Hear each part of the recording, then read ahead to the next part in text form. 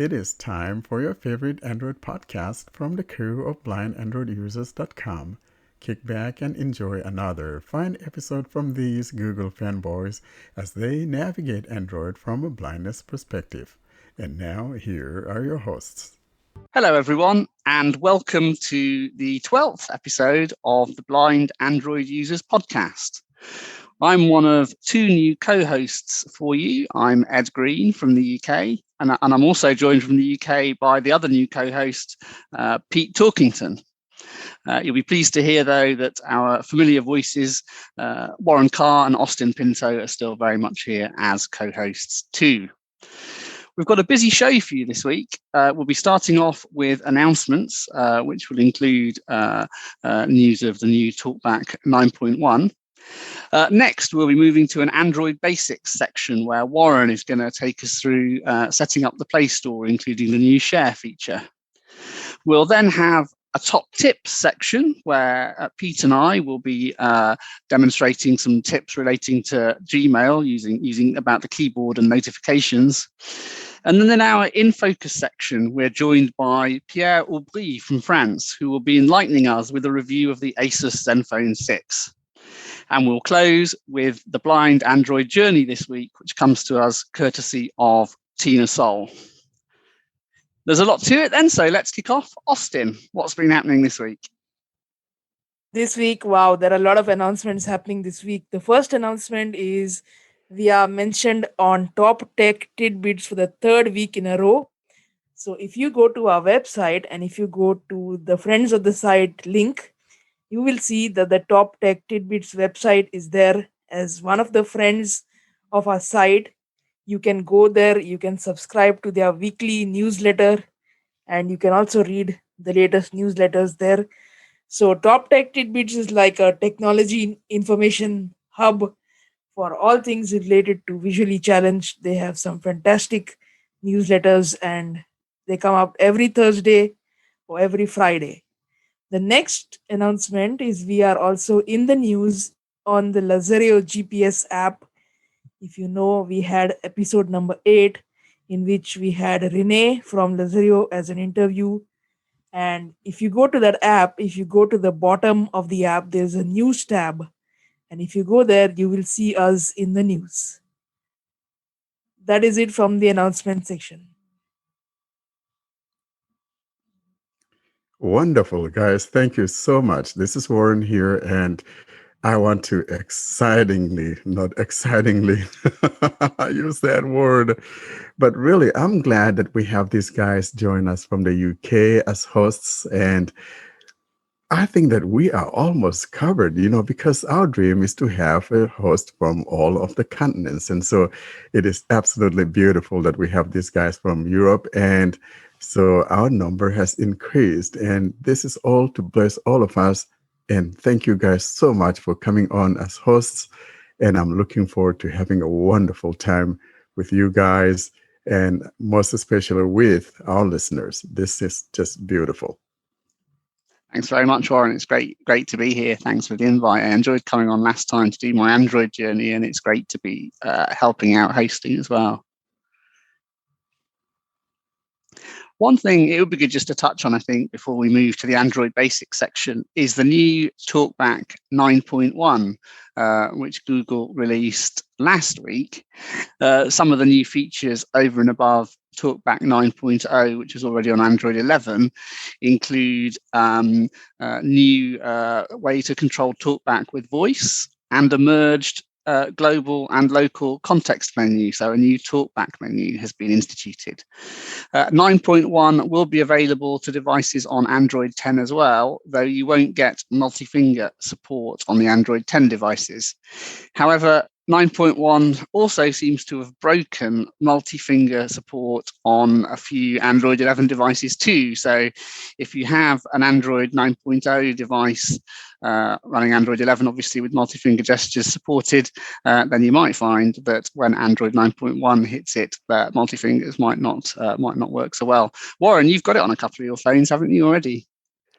Well, I have the Android developer 12 preview that has the multi-finger gestures, and in the developer section, you could enable or disable the multi-finger support. Now, then I got an update on my Pixel 2 that has, the multi-finger support, but it doesn't have in the developer section where you could enable or disable that multi-finger support. So it's kind of really interesting. And I think that the goal of it all is that by the time that when it's all said and done, we will have that multi-finger implemented properly all across the board for anyone running Android 11 or better. But right now, these things are only for like the Pixel phones and the Samsung phones and things like that. But this is something we're looking forward to that would hit everybody and everybody would have that. And that's going to be the goal of it all. My Pixel 4 at the moment does not have that support. It hasn't hit my Pixel 4, but for some odd reason, it hit my Pixel 2. So and are your multi-fingers still working on your Pixel 2 running 9.1, or have they disappeared? It still works, but there's no control there. Like when you go into the developer settings where you could turn it on or off, that is not there. That's okay. So you're stuck with it. Preview, yeah. Yeah, you're stuck. Interesting. So I'm stuck with it. I mean, it's true what you say, that it is a Google and Samsung collaboration now. So they get the updates officially first. Google made quite a play of that in the news article they published on their blog. Obviously, the more adventurous among you may want to take a look at somewhere like APK Mirror. Proceed with caution with side loading, obviously, if it's your thing, and don't feel as though you have to do it. But there are, as I'm sure people know, ways and means to get these things. Yeah, and if you don't like it, you can always downgrade, just uninstall it, and it's just going to revert to your previous version. Now, sometimes when you do that, what happens is that you try to restart TalkBack and it may not come on or whatever, and you have to restart the phone. So just keep that in mind should that happen. Just need to restart the phone. Can people take it off safely, Warren, or will they need to reinstall the older version of TalkBack? Will it be there automatically? It would just automatically unroll back to the previous version. So it's not going to affect what the previous version was. So if you don't like it, just go ahead and uninstall it. You'll be fine. Yeah. That sounds good. Let's hand over to you, Warren, then, shall we, for our Android Basics section. And you're going to tell us all about the Play Store. So now that you have your Android device set up, the most important place to go to definitely naturally is going to be the Play Store. And so we're going to talk about the Play Store and how you go about managing things on the Play Store. I am therefore going to turn on my phone here. Using device unlocked. So I'm assuming that I just finished setting up this phone, and the most important place for me to go would be the Play Store. Now, when you set up your phone, the Play Store naturally will be somewhere on your home screen there, on the first home screen. That's where it would go. I'm going to show you how you can install things from your Play Store and also how you can add a shortcut to the Play Store so you don't have to go to the Play Store and go to navigation drawer and go to, my apps and games and try to find where the update and all of that is. Open Play Store. Play Store. Play Store. Selected. For you. Heading. So when you are on the Play Store, we have some tabs. Selected. Games. At the bottom, Double tap to there's activate. games. To the far left, Apps.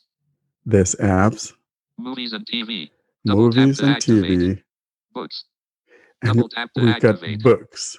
Let's look at the top. Select. At the top, Top charts. Heading. you Double will tap to always activate. have these top charts that are being shown here, recommended apps that are trending on the Play Store, and that would be what are trending. On the top tap to left, we activate. have the Show Navigation drawer. This is where you can go in and find things like the settings and all your subscriptions and wish list and all of that. If you tap here. Navigation menu. Navigation. Google Play. 1 of 18. And lit. No Play Pass. So you got 5 of 18. Play points. You have 125 subscriptions. 7 of 18. Family library wishlist. 9 of 18. Double tap account. 11 of 18. Payment methods. 12 of 18. Play Protect. 13 of 8 settings. 14 of 18. Double open movies and TV app. 16 of 18. Open books app. 17 of 18. Redeem. 19 of 18. Double open feedback. 20 of 18. So those would be the things that you'll find here on the Play Store when you tap on the navigation drawer on the top left corner. So from the top left, we have 9:38 a.m. Show navigation door. Play navigation. Store. Then Double tap. Show navigation door. New we search for apps we and have games. search, and Double then tap to voice search. the Button. voice search, Double tap to activate. and then to the right of that will be your account. All right. So how do we search for apps? You could either type it or use a voice search. That's how you search for apps and games. Now, the one thing I want to talk about is one does not always have to go to find the Play Store and bring it up and all of that. I want to talk about the creation of shortcuts. So if I want to just jump straight to my apps and games, because right now I'm not in my apps and Selected. games. I Show have navigation. I have to tap on Navigation.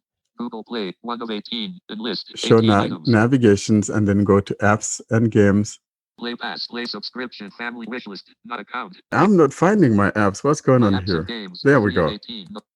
See, that's what I'm talking about. Notifications. So 2 new I have notifications. to tap Double it tap there to to get my apps and games there in that navigation drawer. But what I want to show Pixel you launcher. is how to Double tap to create activate. a Double tap and shortcut. hold to long press. So you don't have to go to the Play Store and tap on navigation drawer and go find the My Apps and Games. Play Store. I'm going to Double long tap to press on activate. it. Shortcuts. App info button. So it Double brings tap up to activate. this app info. If I tap on that's going to take me to, things like permissions and, storage and all of that. My apps.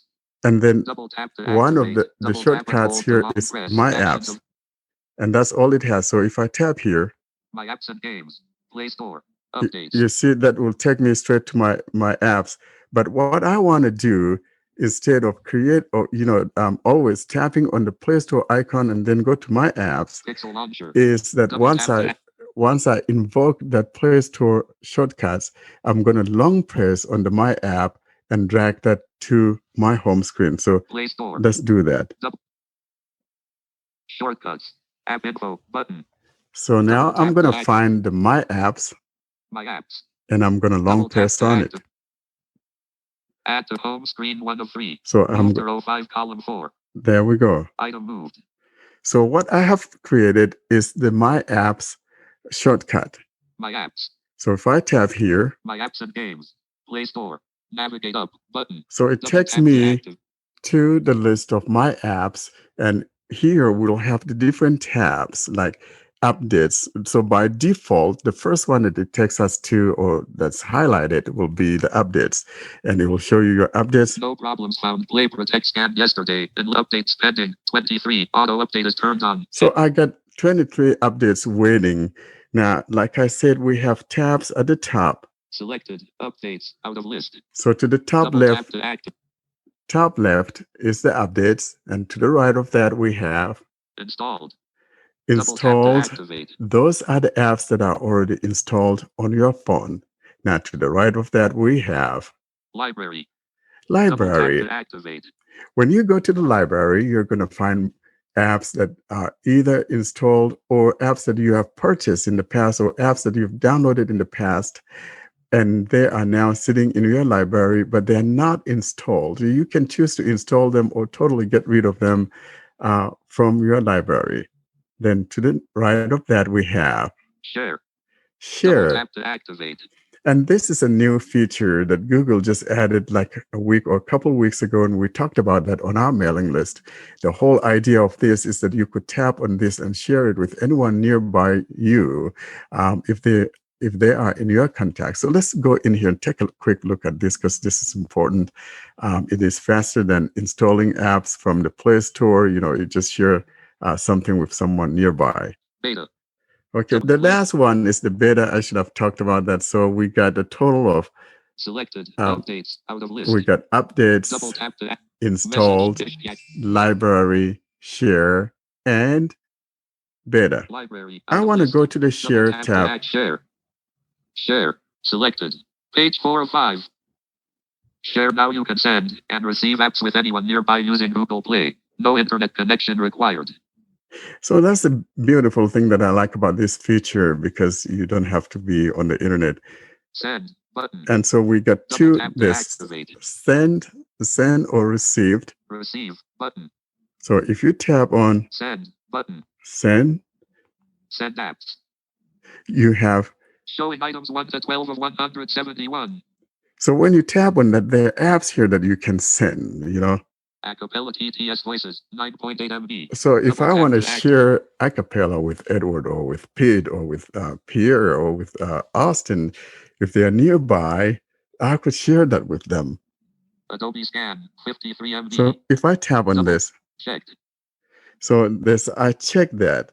That's so Not checked. you can check the ones that you want to send to people. So Name. you can Double check tap to act. as many as you want. So once you get all of those apps that you want to send to somebody, I want to see now, how do I now send it to someone that I want to send it to? 3 selected 91 MB. Double tap to activate. Okay. Send. Then there's a send now to the top right. After you've selected all that you want to tap on the send. And select the receiver. Ask the receiver to go to receive apps in Google Play, and their device will show up here. They'll also be able to send apps to your device. So that's what happens. So after you've checked all of that, the procession is to tap on the send found on the top right corner. And then you're going to hear the instructions it just gave us. And so that's how you send your apps to someone without them needing to go to the Play Store. And guys, any comments about the sharing feature? You think this is something that's going to take off? Would you like to share something like this with someone? I think for me, this is a good thing. Do we know how those are being shared? Is it Bluetooth or is it something else? I would like to believe it's via Bluetooth because it says you don't even need internet access. So definitely it's going to be via Bluetooth of some sort. It has to in a sense. Yeah, I would have thought so. So you're going to need Bluetooth on, aren't you? I would have thought, if you want to do this. Yeah, so it's the same idea that you have with Google Files, because you can do the same thing with Google Files. You can share files, with someone using Google Files. So it's the same idea they got from the Google Files. Good stuff. And if people want to hear about other Android basics, something you're not sure about, perhaps you've just picked up an Android phone for the first time and wonder how something works on this side, drop us a line to the contact details that Pete are going to give us at the end of the podcast. We're going to turn to our top tips section now, and the aforementioned Pete is going to kick this off for us and tell us about a nifty trick in Gmail, but I guess it can work in other places, that you can use to enter long text strings in a shorter way using the keyboard. Hey, Pete. Hi, Ed. Thanks for that.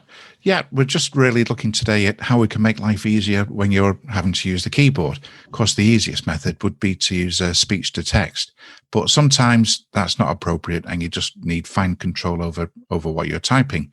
So I've got 3 quick tips here. Let's start with the first one. Maybe a lot of people know this, but if you're typing a sentence and then you've got to the end of the sentence, finding the period and then hitting the space can be a little bit cumbersome and slow. So there's a very quick tip. Just press the space bar twice, 2 quick taps, and it'll place the period for you and then a space. So I guess people know that. It's been around a while, but it's worth mentioning. Cursor control, something that's been around on iPhone and iOS for quite a while. We now have it in Android as well. So if you want to be able to move the cursor back through text that you've typed previously, just long press the space bar, and then it starts to control the cursor.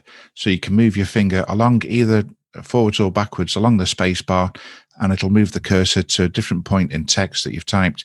So you can make a correction if you need to, or insert a word or a character. So that's cursor control. Been around in iOS for a while, but we've got it in Android now as well. And then finally, just to finish really with the one you introduced us with, Ed, which is if you've got a long string of text that you type quite often. So typically your email address, that's something that you use quite often, isn't it? Or it might be something like a social security number or something like that. There's a way that you can have a shortcut put into your keyboard so you don't have to type it out every single time. And that's super easy. I would say don't ever do this with passwords, because got to keep those secure. So things like email address or other strings of text works fine. So to do it, you go into the Gboard settings, and the shortcut for doing that is down in the left-hand corner of your keyboard, not the very left button, but the next one in. On my language, it's a comma, but you just long press on that key, and after a long press, that will launch into your Gboard settings. Select Dictionary, then Personal Dictionary, and that will present a list of languages that you've got installed at the moment. So for me, I just have the one language installed. So hit that language, and then you've now finally got to the stage where you can put your shortcut. So hit the plus button, which is in the top right-hand corner, and you're presented with two input text boxes. The first one is where you key in the string of text that you want to use. So that could be your email address. So enter that there. And then the next input box is where you put the string of text that you want to use as the shortcut. So bear in mind, you don't want to use a word that you would type normally. So some kind of string of letters that you're not going to type normally, that becomes your shortcut. And then you can hit the back button, and it's already there. It's saved. And then what you'll find is that in future, when you're using your keyboard, if you type in those letters that you've entered as the shortcut, the first suggestion in the list of suggested words will be the string of text that you entered, so your email address. So it's nice and easy. You just type in the shortcut, and it will give you that as your first suggestion. And those are the keyboard top tips for this week. Thanks, Pete. I certainly didn't know about some of those. I'll be using those, definitely, the string text, and I didn't know about the cursor one either. So definitely be taking a look at that probably straight after this, actually, because I'm a bit behind on the emails, so a bit of typing and editing to do. My tip is actually really an answer to a listener question, which is about how you go about changing the notification sound that you get when you're receiving an email on Gmail. This will work for quite a lot of apps. So the principle that I'm going to show you is applicable more broadly. As ever with Android, there are several ways you could go about doing this. I am going to do it through settings. And then I'm going to go to apps and notifications. What I should say about apps and notifications is, on the OnePlus at least, if you know you're going to change an app settings, a good cheat is to open the app first, because then it's going to be right at the top in your recently opened apps list, and you're not going to have to mess about finding it and scrolling or searching. Can you search this bit? Actually, I'm not sure. But yeah, so if you open the app immediately before you want to alter its settings, as I say, I'm not sure if that works on other devices. I imagine it probably does. It certainly works on the OnePlus. So you heard TalkBack announce apps and notifications. Apps and notifications. Recently opened apps and list. Hyperion. Gmail. Hyperion's my launcher. There's Gmail. App info. Gmail and list. So here we are. Button. Disable. Force stop. Well, I don't want to disable it or stop it. Notifications. ~1 notification per day. Notifications. It said 1 notifications today because I actually don't allow Gmail to send notifications. I've turned it on for the purposes of this. All Gmail notifications on. Switch. Conversations. Heading. ERDREN. All are green 1009. Email. ~1 notification per day. So here's what you want. This is the bit that controls the notifications for email. Obviously, other actions in Gmail might notify you too. So you could go into each of these and change it. But we've been asked about email, so that's where we're going. Notification category. Email. Gmail green 1009. All Gmail notifications. Selected. Button. Pop on screen. When device advanced. Lock screen. Show notification dot. Override do not disturb. Additional settings in the app. That's what we want. You heard it say sound there. So we want to go into advanced settings. Email. Gmail green 1000. All Gmail notifications. Selected. Button. No, it didn't open it. Notification sound. Oh, it did. Sound. So you heard me swipe past the priority options that, well, that's what those buttons were. I skipped over them because they're not the purpose of this demonstration, but they determine what priority your notifications have. You'll be aware sometimes that your Android notification shade is not in chronological order, because some apps have the ability effectively to pin notifications at the top if if you have deemed them or the system deems them important and you haven't changed it. Pet hate of mine, actually. I'd love a chronologically ordered notification shade. I did tell Google Disability Support that I would love that, but who knows whether they will listen. Anyway, you heard sound, default notification sound. So I'm going to double tap on this. Settings. Unlabeled. Button. Sound.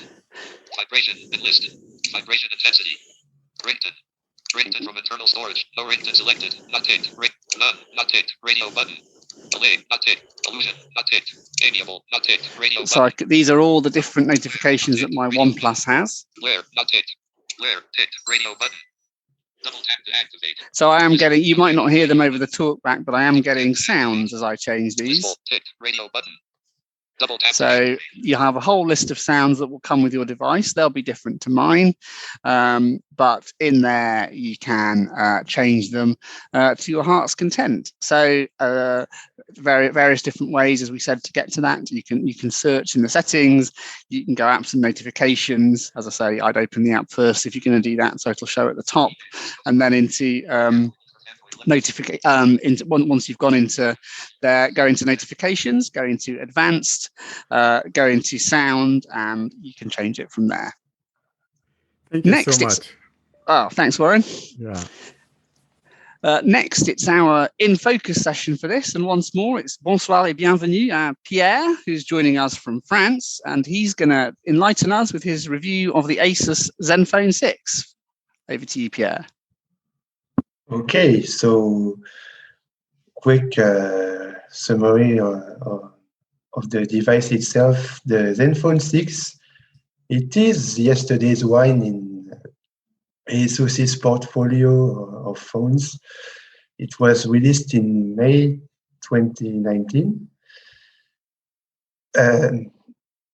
And I was very interested by this phone because it was relatively affordable. It was for me it was euro 550 for the 6 GB RAMs, 128 GB storage variant.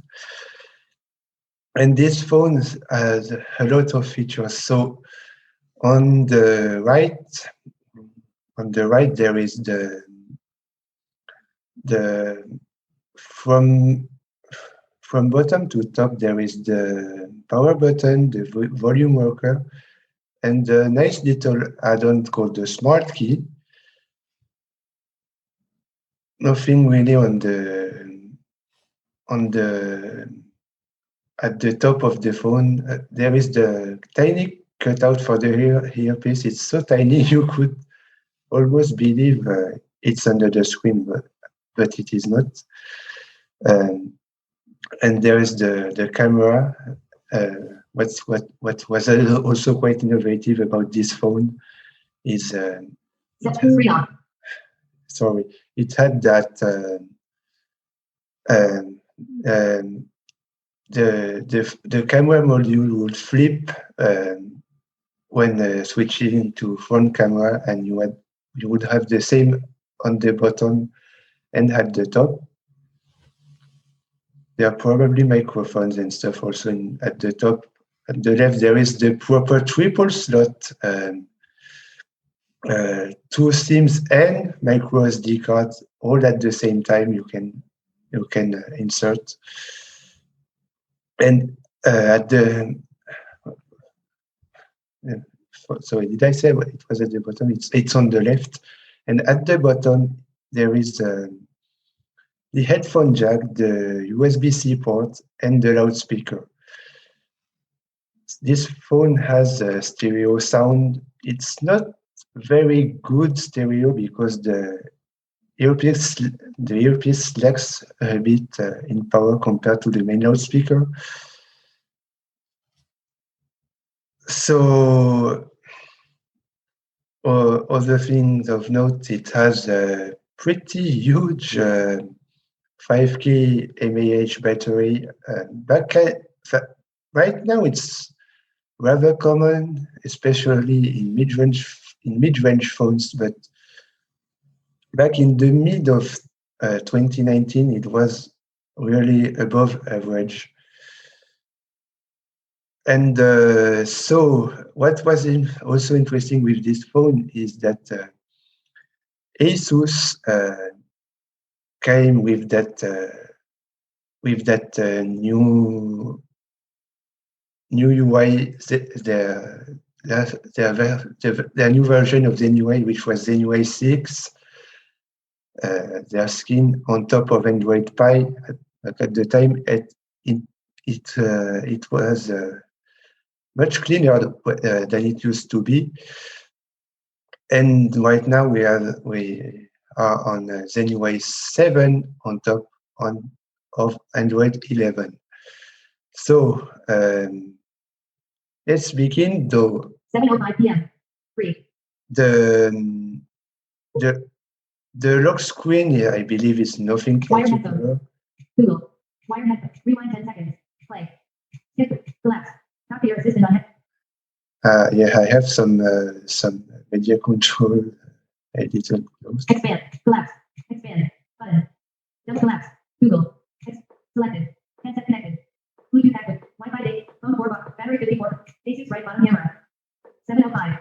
Saturday, February 20. 50 degrees Fahrenheit. Unlock. Waiting for fingerprint.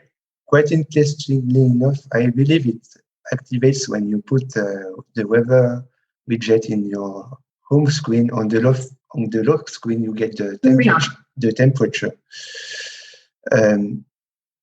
So let's take a look at the UI. Device unlocked. 7:06 p.m. So starting with the default launcher, you won't be too surprised.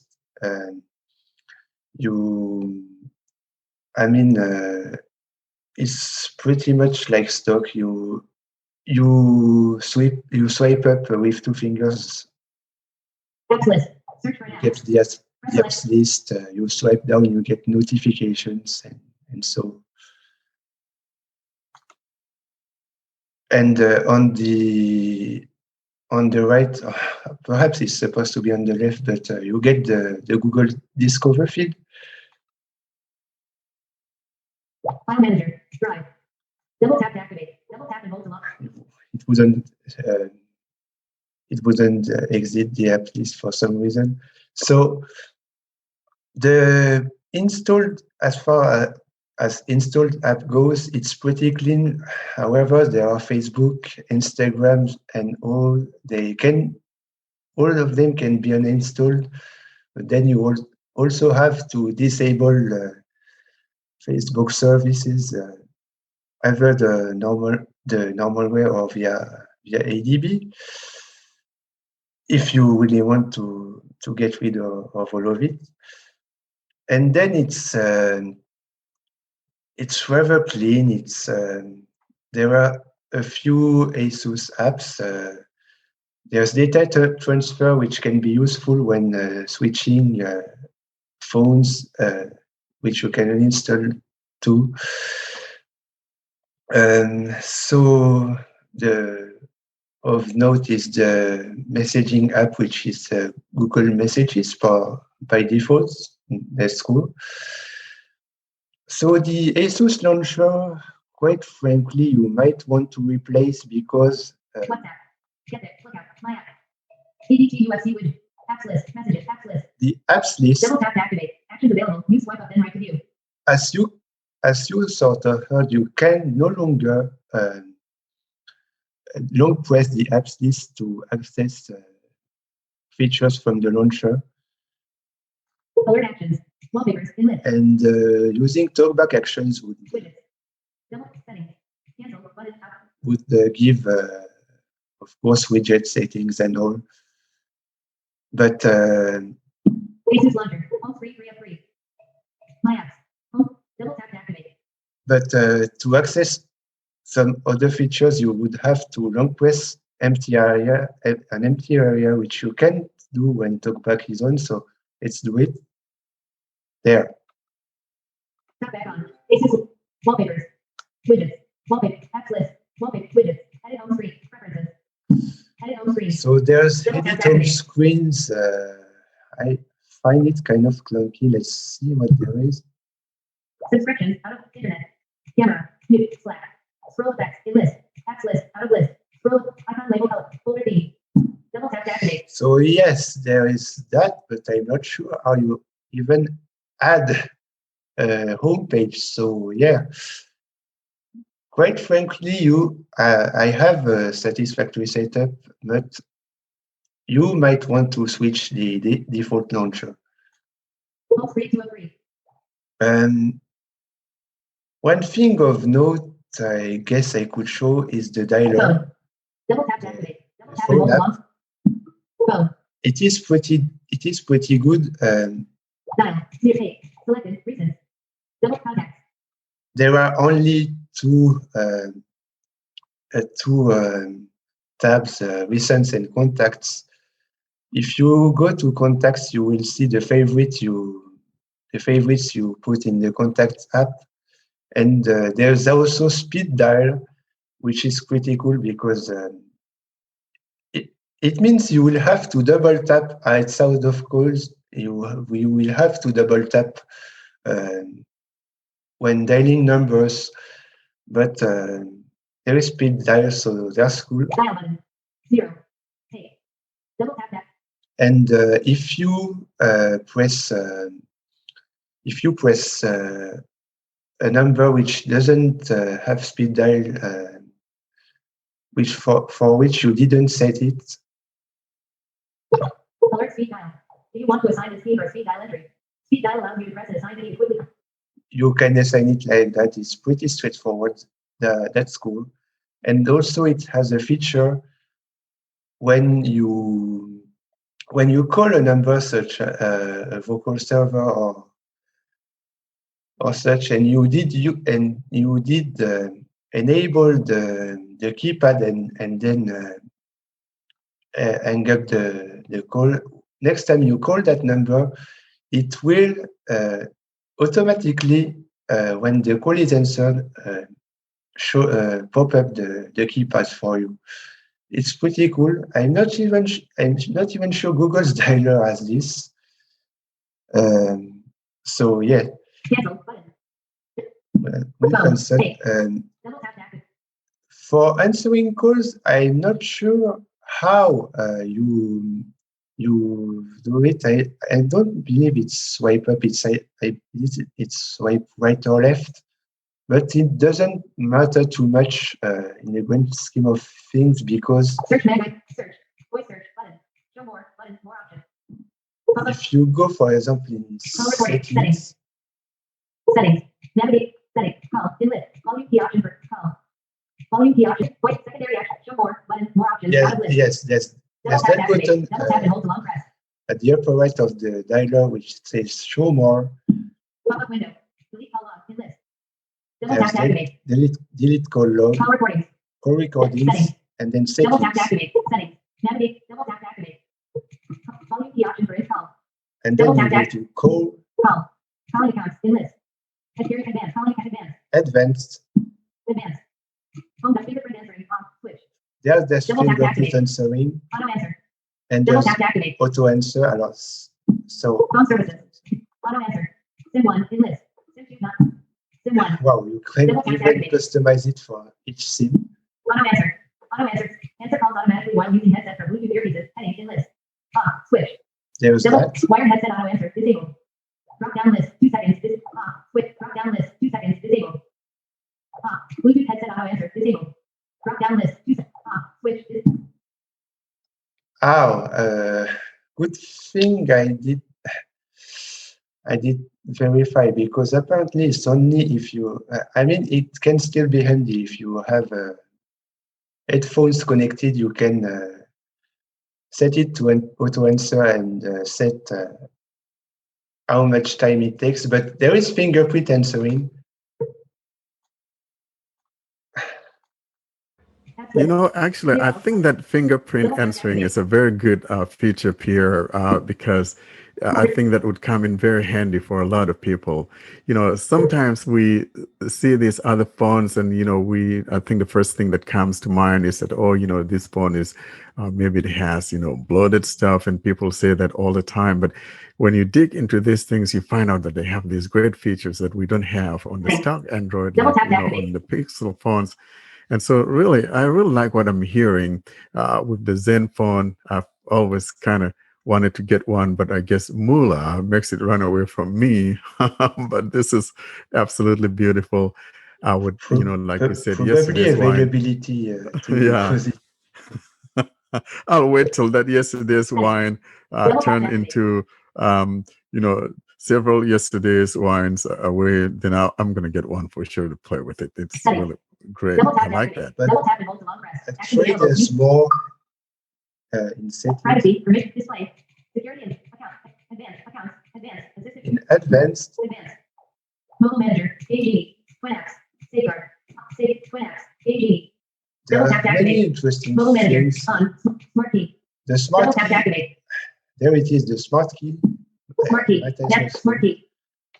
by default is entirely dedicated to Google Assistant. On, switch, one, not check, radio button, Google Assistant, 2 of 4. That's Double how tap it to is by activate. default, but you can also do Check, radio button, customization, 4 of 4. customization. Near the customization button, there is the settings button. Customization, press once, press twice, press once. So I won't tell everything this smart key can do. I just show what how I set it myself. So press once, Press once, sound mode, 1 of 5. sound mode, so it will toggle between normal, vibrate, and silent. It's a substitute for my the alert slider I had on my old OnePlus. Pretty much, it's pretty cool to have. Press twice, wake up Google Assistant, 2 of 5. Press twice, I actually set it for the assistant, Press and hold, Wi-Fi, 3 of 5. and press and hold, I set it to click toggle Wi-Fi. Answer call, press to answer incoming calls, on, switch. So, and there it is. You can, provided you stick with the default phone app, you can answer with fingerprint, but you can also answer with the smart key. And I was quite impressed. To learn that, but it works even with Google Duo. I'd say I would try it. I didn't expect much things, and for sure, it worked. Doesn't work on WhatsApp, for example, but it does work with Duo. And I guess even if you switch to Google's dialer, it may work too. Snooze alarm, press the snooze and alarm, on. You could also snooze alarms that way, Navigate up, but button, well, down. there's more. Smart key, BTN settings, navigate up. Advanced, gestures, heading, gestures. Double tap to activate. In the gestures, there are many interesting things also. And settings, advanced, and then gestures. Gestures, lift the check phone, 1 of 16, in list, 16 items. Lift the check phone, switch. Lift to check. 722 yet. So it will. So we have this on Pixels too, I believe. You leave the phone and it wakes up. WhatsApp notification. 7. Fingerprint gesture. Lift the check phone. 1. Lift fingerprint gesture. 2 of 16. Fingerprint gesture.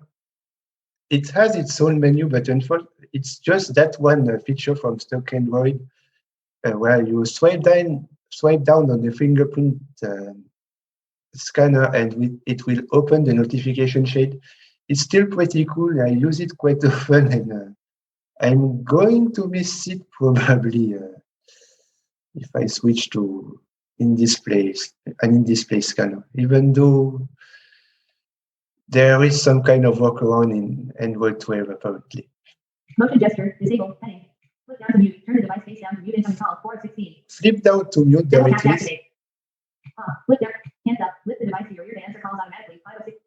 And there it is again. Lift the device to your ear to answer calls. This phone has the master combo: smart key, fingerprint, auto answer if you have a headset connected, and put near your way to answer the call. Wow, it's quite impressive. And I mean, I could show everything else. Canvas. Touch gesture. Disable. Heading. 6 of 3 on. Double tap to suspend. 7 of 16. Double tap to suspend. 3 on. Double tap to wake up. 8 of 16. Double tap to wake up. Swipe up to wake up. Swipe up on the screen to wake up your device from idle mode. 9 of 16. Swipe up to wake up. Swipe up on the Swipe up to wake up. gestures on dark screen. Disable. Heading. And there it is. You are probably familiar with that if you have a OnePlus or an Oppo or probably any BBK brand. There is screen of gestures where you draw letters and it will instantly open apps. You would have to unlock the phone after that in some cases, but there it is. So in some case, for example, you want to call somebody and you can be probably as fast as with using your voice. You can, for example, by default is V for the phone app. You draw a V, you unlock the phone, you quickly double tap and long press a number, and there it is. So there are some cool features really. So those are pretty much the cool features I wanted to show off. I can, I guess, show a few, besides what there is on the launcher, a few unintuitive things as far as accessibility goes. Flip to check phone. 1 of 6. Navigate up. For example, going to battery, I'm going to try and Mobile manager. Smart key. Double tap back button. Settings. Privacy. Permit. Display. Battery. 52% about 1 day. Battery. So many Zen UI features, and Zen UI 7 added some new things about it. There are many interesting things when it comes to battery care and stuff. You can do so that it will only from the scheduled charging. You will choose a schedule from say, for example, 10 p.m. to 6 a.m. And if you charge the phone, it will do so that it only reach 100% when at 6 a.m. I believe it is, from what I tested, it is even alarm sensitive. I'm not sure because it's not mentioned, but it seems to be, and that's pretty cool. What is unintuitive, I will try to find it. Battery care. Slow charge on. Battery care. Slow charging. Scheduled charging. Charging limit. There it is. Battery care. Battery care. Battery care is multi-page view. Recommended action. Slow charging. Charge battery at a slow and steady pace to protect battery. Double tap on. Switch. Get on. Switch. Double tap to toggle. You can disable fast charging altogether. I didn't activate that. Scheduled charging 3 p.m. to 12 a.m. On. Switch. But there it is. Select charging limit. 80%. 90%. So yeah, you have those charging limits, and there is 80%, 90%, but you can tap those options. 100. 0%. Seat control. Use volume gauge Instead, adjust. you have that potentiometer where 0% is 80%, 50%. 50% is 90%, 100%. and 100% is 100%. So you understand it eventually, but it's a bit counterintuitive. This is really good. So, I think what we're going to do is you could record a total review of this phone because it has a lot of things that actually I think we could just feature that on its own on a podcast, review of the Zen phone, because this is not a phone that many people are familiar with. And I really like the that button that you are showing there, how you could customize it to do so many things. And I think if you have time, Pierre, maybe just record a real overview of this phone, because I would love to publish that. What do you guys think? I really like the phone. Me too, Warren. I like all the different call answering options. OnePlus has got a couple of those. Samsung has the hardware button. I haven't seen one with all of them in one though. So I really like that. And I like the sound of the file manager too, where you can transfer files via IP addresses. That sounds really neat. What do other guys think? Yeah, I like it's nice to see a phone that's using something different from stock Android, and some of the extra features that they put in there, which makes it a unique phone. And particularly about the fact that he talked about the battery thing, that was a feature drop in one of the Pixel, monthly security updates, and that right now is only on like the Pixel 4a 5G and the Pixel 5, whereby you could plug it in at 9. But it's a little bit, it's on the OnePlus too. It's made it to Oxygen.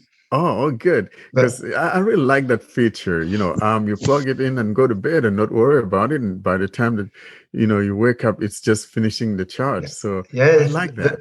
I like it now. I know what it is. When I plugged it in, I woke up in the middle of the night. I was like, why isn't my phone charged? What's this fast charging all about? And then I had a look. I'm like, all right, it's meant to do that. It's a feature, not a bug.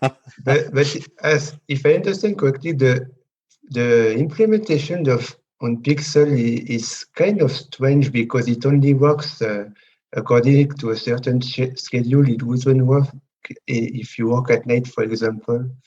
Unless it has been improved, I don't know.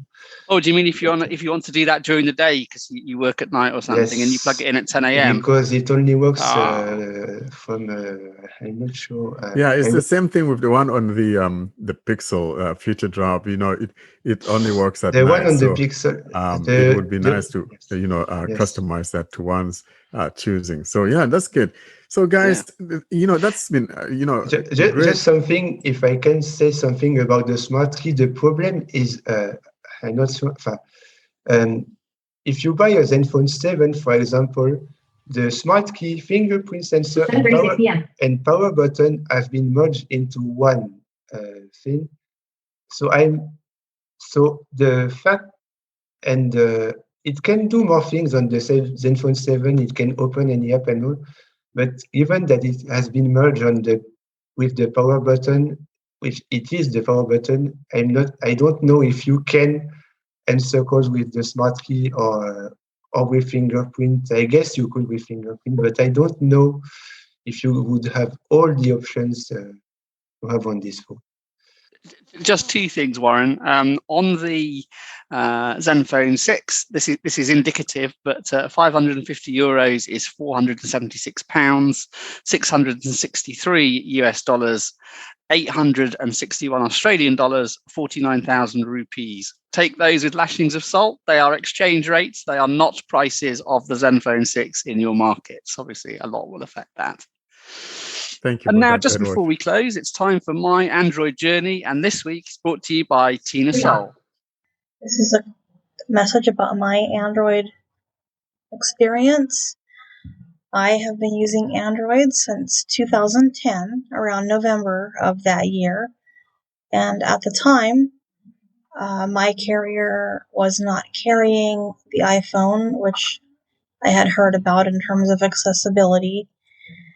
And I had heard about Android, and so I was able to upgrade and picked out the Samsung Transform. That was the phone I was able to get, and it was running Android 2.2. And I found it pretty easy to use for its day, pretty accessible. And at the time, I also had a Braille note, and I got my phone in early November, and then I went on a trip a few weeks later, and I noticed by that time, in just a few weeks, I took the Braille note and was using it less and less for my personal use and using my phone more. And I had that phone for several years. Actually, I went through a couple of them. Well, anyway, I had the transforms from 2010 to 2015. And so it stopped at 2.3. So I had 2.3 all that time. And I used mobile accessibility for what it was able to offer me and some other apps and things. And then in 2015, I upgraded to the S6. And that was quite the jump.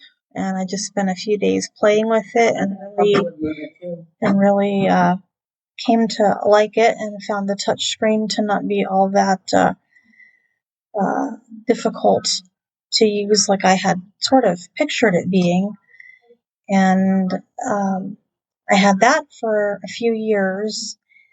And I think in 2018 I got an S8 in 2018, and had that for a year. And then in 2019 I got the S10 when it came out. Within a few weeks I got it, and that's still what I have today, and haven't decided what my next move is going to be, or if I'm just going to hang out with what I have for a while, since I don't upgrade at this time. The phone is doing what I need and working fine for me. But I've just always enjoyed Android, enjoyed the fact that you could just plug in the device and play, and it does everything I need.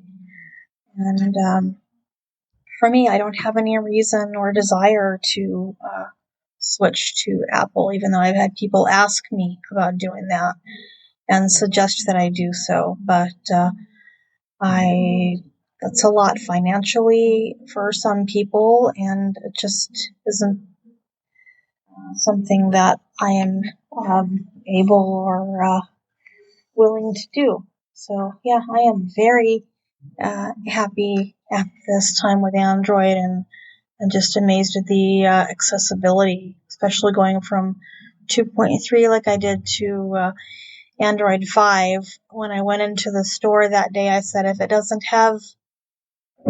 if it's not running at least Android 5, I don't even want to see it. So I just wanted to conclude by saying I have very much enjoyed Android over the, it'll be 11 years this fall that I've used it.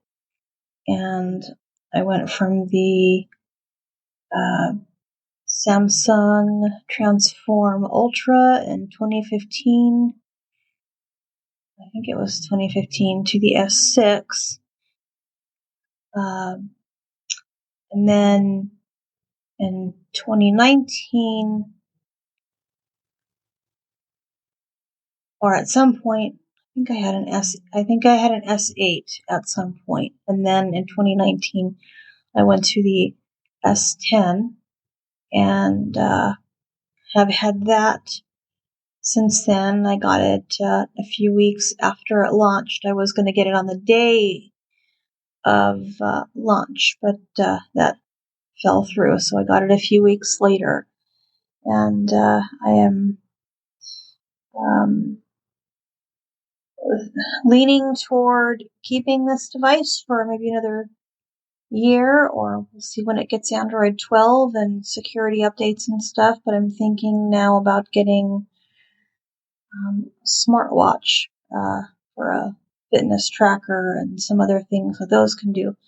But I have just really enjoyed Android, and I am thankful for its affordability, and that it's on all carriers, and that you can plug and play with the devices.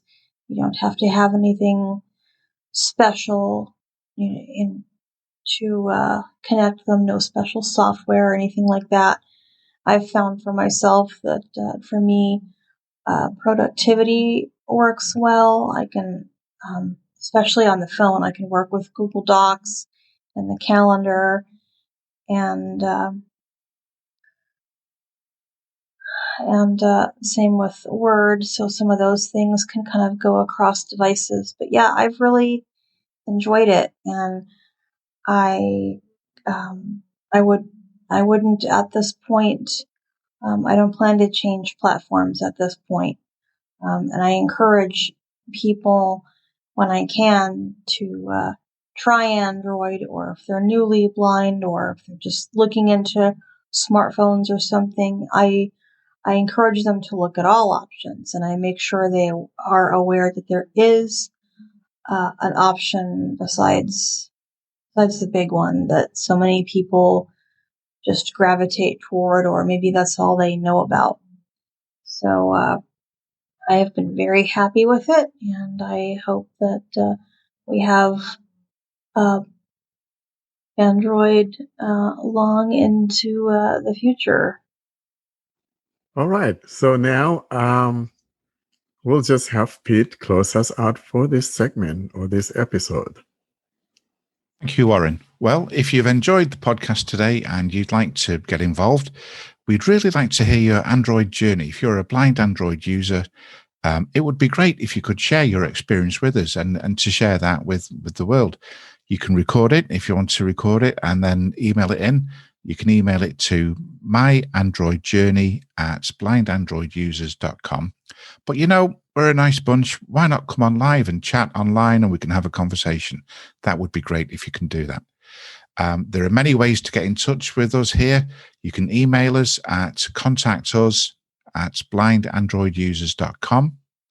We have a very active online mailing list, and you can join that. And there's lots of hints and tips and ideas being shared there and people supporting each other. So to join that, simply send an email to Blind Android Users, followed by the plus symbol, then subscribe at groups.io. I'm just going to repeat that. So it's Blind Android Users plus subscribe at groups.io. And if you use Telegram, we've got a very active group within Telegram, and we've got a link for that in the show notes. So just open up the show notes, click on the link, and then that'll subscribe you to our Telegram group.